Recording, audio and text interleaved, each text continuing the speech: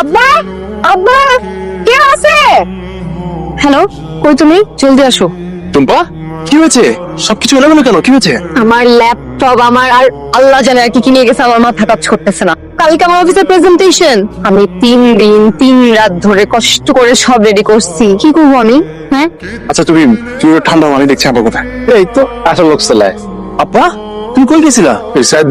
থাকতে থাকতে মাথা খারাপ হয়ে গেছিল, ঘাও খেতে গেছিলাম। তুমি বাইরে গেছো, তুমি দরজা খোলা রেখে যাওয়া তাই বলে? হ্যাঁ, খেয়াল করে না, ভুলে গেছে গা। ভুল হয়ে গেছে বলতেছে আব্বা। তো আব্বা, তুমি জানো বাসে কত বড় ক্ষতি হয়েছে? চোর আসছিল, সব চুরি করে নিয়ে গেছে আব্বা। ওখানে মধ্যে সব ইম্পর্টেন্ট ডকুমেন্ট ছিল, ওর অফিসের সব ডকুমেন্ট। কি হবে আব্বা, তুমি জানো কত বড় ক্ষতি হয়েছে? আমার লেগে তোমার এত বড় ক্ষতি হয়ে গেছে গা, বুঝতে পারি রে বাবা।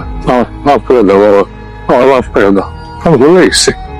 তুই দাঁড়াচ্ছিস কেন এখানে? ওর কোনো কাজ করতে পারছ না। দরজা খোলা ছিল, চোর আসছে, চোর চুরি করে নিয়ে গেছে, তোর কোনো খবর নাই। জায়গা থেকে দিবে। আসসালাম। আচ্ছা তুমি একটু ইনাফ ইজ ইনাফ। আজকে যে ক্ষতি হয়েছে এটা পূরণ কখনো হবে না। কোনো এক্সকিউজ দিতে আসবে না, আমি হিমত থাকবো না। প্লিজ টুম্পা, একটু কুল হও প্লিজ। আমি বুঝছি তোমার অনেক বড় ক্ষতি হয়েছে।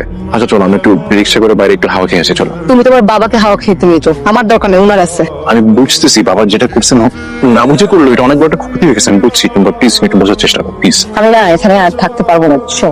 আরে থাকতে পারবে না অনেক, কোথায় যাচ্ছ? তুমি মনে হয় ভুলে গেছো আমার যাওয়ার জায়গার অভাব নেই। এখন তো বাবার বাসা যাচ্ছি, পরেরটা পরে দেখবো। প্লিজ টুম্পা প্লিজ, বাবা যেটা করেছেন এটা ভুল, বাট তারপর তুমি একটু বোঝার চেষ্টা করো প্লিজ। আমার যা বোঝা সেটা আমার বোঝা হয়ে গেছে। টুম্পা, হোয়াট ইজ অ্যাকচুয়ালি একটা আমার সময় দাও, ওকে একটা উইক সময় দাও, দেখছি কি করা যায় প্লিজ। টুম্পা, টুম্পা কি হয়েছে?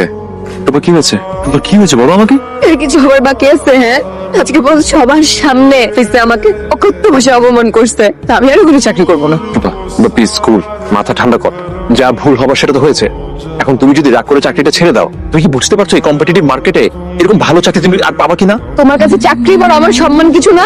ওখানে প্রত্যেকটা মানুষ আমার দিকে হা হা করে তাকাইছিল। আমি আর জীবনও ওদের সামনে স্বাভাবিকভাবে দাঁড়াতে পারবো না। দরকার হলে চাকরি করবো না, ঘরে বসে থাকবো। আচ্ছা ওকে ফাইন ফাইন, তাই হোক, কেন না প্লিজ। সাফর, সরি টু সে, হ্যাঁ আমি তোমার বাবাকে আর নিতে পারতেছি না। আমার বাবা ওনাকে দেখলে মনে হয় এই অপমানের জন্য সেই দায়ী। তুমি এখান থেকে ওনাকে নিয়ে যাও, গ্রামে রেখে আসো, না আমি এখান থেকে চলে যাবো। টুম্পা কি বলছো তুমি? টুম্পা তুমি সবই জানো, বুঝো। আমার আব্বা ছাড়া তো আমার কেউ নাই।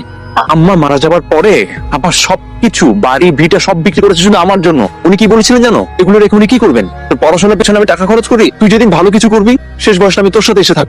এখন যখন ওনাকে আমার আশ্রয় দেওয়ার সময়, তখন আমি দেখো আমি না এত কিছু বুঝি না, বুঝছো? এর করতে মানুষের সাথে আমি থাকতে পারবো না। আমার পার্সোনাল লাইফ হ্যাম্পার হচ্ছে, আমার রেগুলার লাইফ হ্যাম্পার হচ্ছে।